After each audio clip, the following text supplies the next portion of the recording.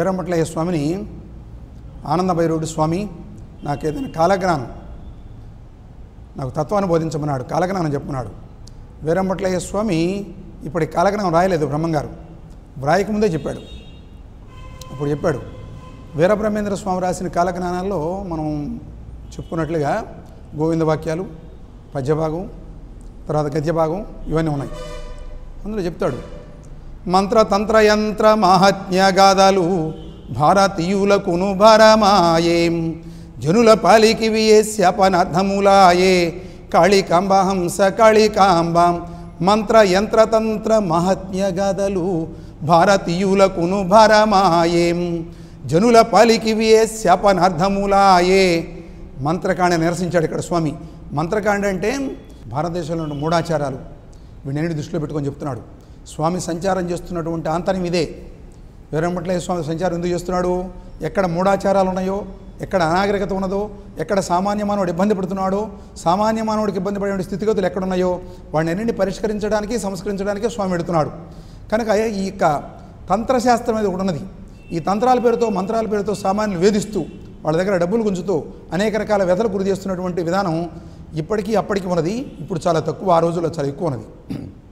అందుకని మంత్రయంత్ర తంత్ర మాహాత్మ్య గాథలు భారతీయులకు భారమయ్యే.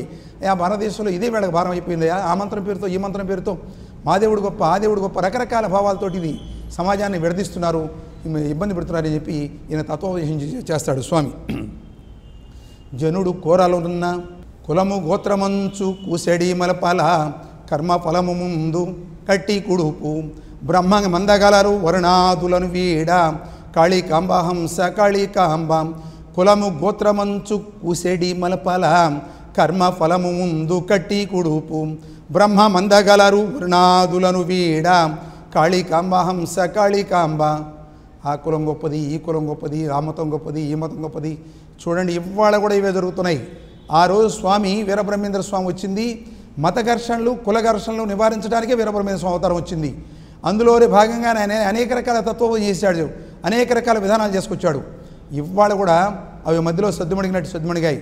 ఇవాళ కూడా మళ్ళీ ఎక్కడైనా ఏదైనా ఎవరైనా స్వార్థపరులు సమాజాన్ని విచ్ఛిన్నం చేయాలంటే, లేదా వాళ్ళ పబ్బం గడుపుకోవాలంటే మత కలహాలు సృష్టిస్తున్నారు, కులఘర్షణలు తీసుకొస్తున్నారు, పబ్బం గడుపుకుంటూ ఉన్నారు. కనుక ఇవి సమాజానికి ఎంతో విఘాతమైనటువంటి, సమాజానికి ఎంతో బాధాకరమైనటువంటి విషయాలు ఇవి. వీడిని ఆ రోజే స్వామి నిరసించాడు, వీడిని వ్యతిరేకించాడు స్వామి. కనుక ఇవన్నీ కూడదు అని చెప్పాడు. ఇవన్నీ ఎవరు చెబుతున్నాడు? ఆనంద భైరవుడికి చెప్తున్నాడు స్వామి. ఆనంద భైరవుడికి ఇవన్నీ ఈ తత్వాన్ని ప్రబోధిస్తున్నాడు. ఉప్పుగుండూరు ఊర చెరువు యందు ఉత్పాతము పుట్టేను, ఉత్తమ నరులంతా సమచేరుమా అన్నాడు. గద్యభాగంలో కాలజ్ఞానంలో ఉప్పుగుండూరు అంటే ఒంగోలుకి 25 కిలోమీటర్ల దూరంలో చీరాల వెళ్ళే మార్గంలో ఉప్పుగుండూరు అనే గ్రామం ఉన్నది. ఊర చెరువు కింద ఉత్పాతం పుట్టేనన్నాడు స్వామి. అంటే ఏంటి అని ఆలోచించినట్లయితే, గతంలో 1969లో సుమారుగా తుఫాను ఒకటి రావడం జరిగిందండి, పెద్ద తుఫాను. ఉప్పుగుండూరుకు తూర్పు భాగంలో సముద్రానికి వెళ్ళే రోడ్లో యానాది సంగమం అనే ఒక చిన్న గ్రామం ఒకటి ఉన్నది. ఆ తుఫాన్లో ఆ గ్రామం మొత్తం కొట్టుకుపోయిందండి. ఆ గ్రామంలో ఎవరు మిగలకుండా చెట్టు వెక్కి ఒక ముగ్గురు వ్యక్తులు మాత్రమే, ముగ్గురో ఇద్దరు వ్యక్తులు మాత్రమే ఒక పెద్ద చెట్టు వెక్కి ఆ చెట్టును పట్టుకొని బ్రతకగలిగారు. అలా 3 రోజులు ఉన్నారు వాళ్ళరా. 3 రోజుల వరకు ఈ వరద తీయలేదు. 3 రోజుల తర్వాత హెలికాప్టర్ రావడం, రక్షించడం జరిగితే ఆ హెలికాప్టర్లో వీళ్ళు ముగ్గురు గుర్తించడం, మేడం తీసుకొచ్చి రక్షించడం జరిగింది. తర్వాత వాళ్ళకి ఏదో పునరావాసం కల్పించారనుకోండి. ఓ గ్రామం మొత్తం కొట్టుకు వెళ్ళింది. ఇది స్వామివారు ఆనాడే చెప్పాడు ఈ విషయాన్ని. ఇప్పుడు లోకంలో ఏవైతే జరుగుతున్నాయో ఈ జరుగుతున్న విషయాలన్నీ స్వామి ఆనాడు ప్రవచించాడు. ఉప్పుగుండూరుకు ఉత్తర భాగమందు ఉత్పాతం పుట్టేనమా, ఉత్తమ నరులంతా వసించారమా. ఆనాడు ఎంతోమంది కొట్టుకు వెళ్ళారు.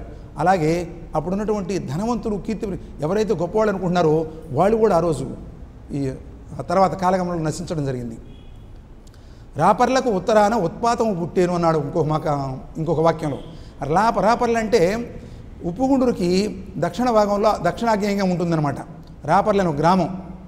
మా ఒంగోలు నుంచి రైల్వే మార్గంలో వెళుతుంటే అమ్మనపురం రైల్వే స్టేషన్ ప్రక్కన ఈ రాపర్లు అనే గ్రామం ఉంటుంది. ఆ రాపర్లకి ఉత్తరాన ఉత్పాతం పుట్టే అన్నాడు. ఇప్పుడు ఈ యానాది సంఘం అనేది రాపర్లకి ఉత్తర మార్గంలోనే ఉన్నది.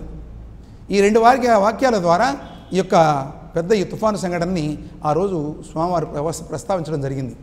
అద్దంకి సీమలో బీద యాదవునంతటా ఇంట బుద్ధునంతటి వాడు పుట్టేనమా. అద్దంకి సీమలో వేద యాదవునింట బుద్ధుడంతటి వాడు పుట్టేనమా. ఇద్దరు జనులకు అనేక మహిమలు చెప్పేనమా. ఆ యొక్క అద్దంకిలో అంటే ప్రకాశం జిల్లాలో ఒక అద్దంకి ఉన్నది. ఈ అద్దంకి చాలా చోట్ల ఉన్నది. మరి ఇది ఎక్కడైనా జరగవచ్చు. ఈ అద్దంకి అనే గ్రామం ఎక్కడైతే ఉందో ఇక్కడ ప్రకాశం జిల్లాలో ఒంగోలుకి సుమారుగా 42-45 కిలోమీటర్ల దూరంలో అద్దంకి ఉన్నది. అది ఒక మండలం హెడ్ క్వార్టర్. అలాగే అద్దంకి ఇంకా చాలా చోట్ల విన్నాం మనం. ఈ అద్దంకి అనే చోట వేద యాదవునింట్లో, యాదవులు అంటే తెలుసు కదా, యదువంశీయులు అంటే గొల్లలని కూడా ఉంటారు వీళ్ళని. ఆ యాదవ వంశంలో బుద్ధుడంతటి మహానుభావుడు పుడతాడని చెప్పాడు. ఆయన జరగబోయే విషయాలు చెప్తాడట. జరగబోయే విషయాలు అప్పుడే చెప్తాడని చెప్పి స్వామి ఈ వాక్యం ద్వారా చెప్పడం జరిగింది. అద్దంకి జీవంలో వేదయాదవుని అంటే బుద్ధుడంతటి వాడు పుట్టారమా. ఇద్దరు జనాలకు అనేక మహిమలు చూపించారమా, అనేక మహిమలు కూడా చూపిస్తాడని చెప్పి చెప్పుకొచ్చాడు స్వామి ఆ వాక్యంలో.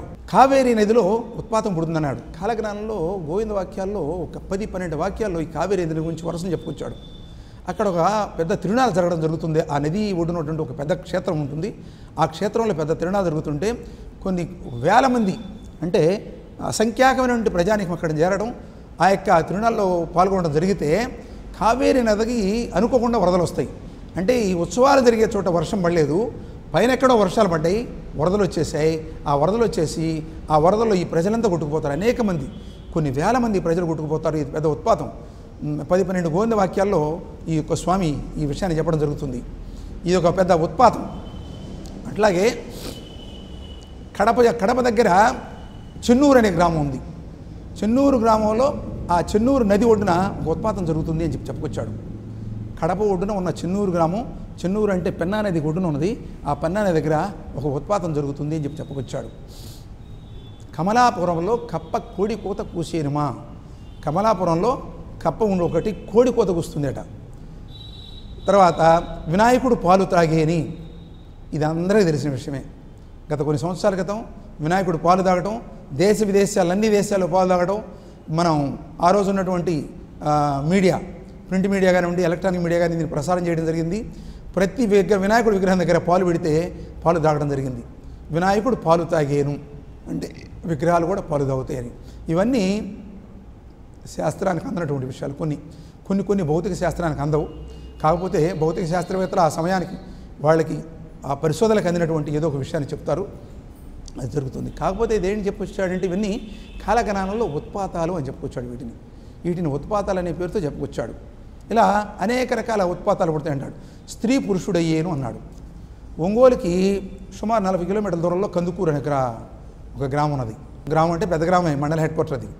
ఆ కందుకూరులో స్త్రీ పురుషుడయ్యేను ఇక సెక్స్ మార్పిడి, కందుకూరులో ఉన్న ఒక స్త్రీ సెక్స్ మార్పిడి చేయించుకొని పురుషుడిగా మారినటువంటి సంఘటన ఇక్కడ అందరికీ తెలిసినటువంటి విషయం ఇది. ఇవాళ సెక్స్ మార్పిడి ప్రపంచంలో జరుగుతున్నది. అధునాతనమైన శాస్త్రీయ పరిజ్ఞానం పెరిగిపోయిన తర్వాత ఏదైనా సుసాధ్యమే అనేటువంటి విషయం మన అందరికీ తెలిసిన విషయమే. అలాగే ఇక్కడ అంటే వీరబ్రహ్మేంద్ర స్వామి ఆ రోజే సెక్స్ మార్పిడి వస్తుంది అంటే ఇవన్నీ జరుగుతాయని చెప్పి, అంటే ఇలాంటి శాస్త్ర పరిజ్ఞానం వస్తుందని వీరబ్రహ్మేంద్ర స్వామి ఆ రోజే మనకు చెప్పడం జరిగింది.